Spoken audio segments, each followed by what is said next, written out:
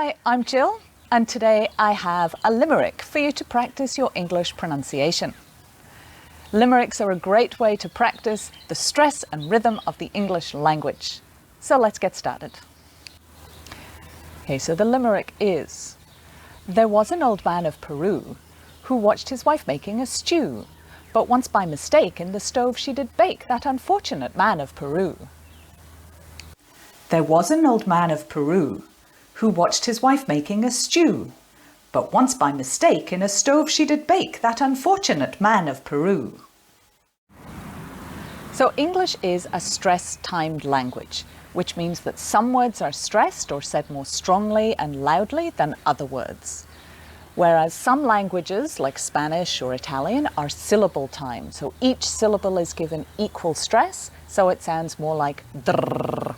Whereas English is a more stress-timed language, so it has ups and downs and strong parts and quiet parts. So a limerick really exaggerates this because it has a rhythm. So this is a great way to practice that aspect of English pronunciation. So let's take a look at this limerick in a bit more detail. So every limerick has 5 lines. The first 2 and the last line have the same rhyming sound in the end word. So in this case, it's the sound oo, with Peru and stew, and once again, Peru. And the 3rd and 4th lines also rhyme, but usually with a different sound. So in this case, mistake and bake, so it's an A sound.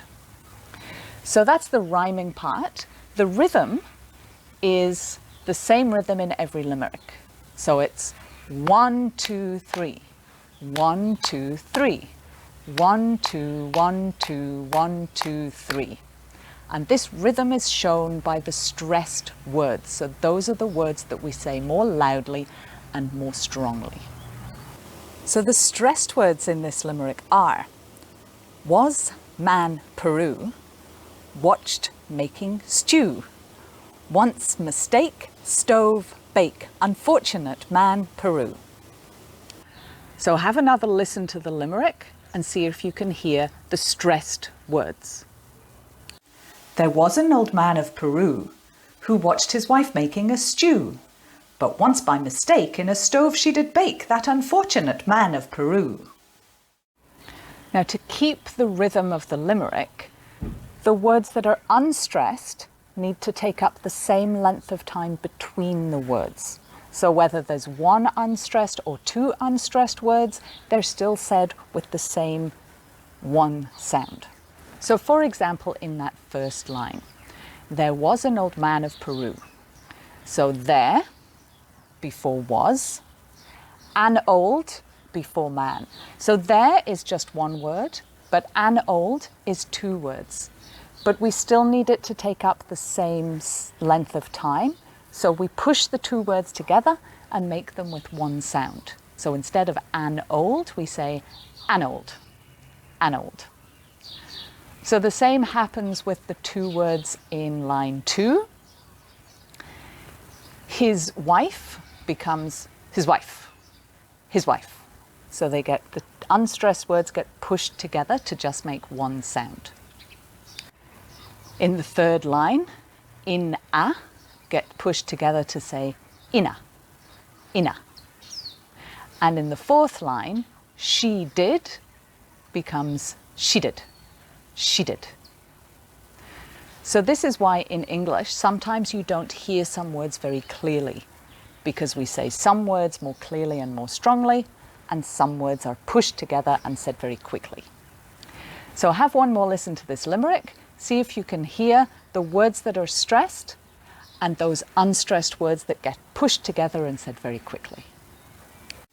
There was an old man of Peru who watched his wife making a stew, but once by mistake in a stove she did bake that unfortunate man of Peru. So now it's your turn. Have a practice. See if you can say this limerick with the correct stress and rhythm.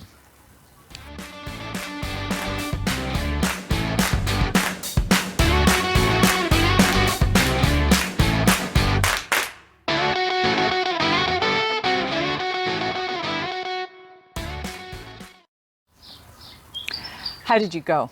Could you say the limerick? Don't worry if you can't. It's just a good way to practice that stress and rhythm of the English language. So just a few minutes practice each day will help to strengthen your English muscles and so improve your English pronunciation. For lots more limericks, tongue twisters and other ways to practice your English pronunciation, you can visit Jill's English Pronunciation Gym right here on my YouTube channel or on the Study HQ Cairns website. The idea of the gym is just like an exercise gym. You go to work your muscles, but you're working your English muscles to improve your English pronunciation. So head over to Jill's gym for a workout today. Thanks for watching this video. I'll see you next time.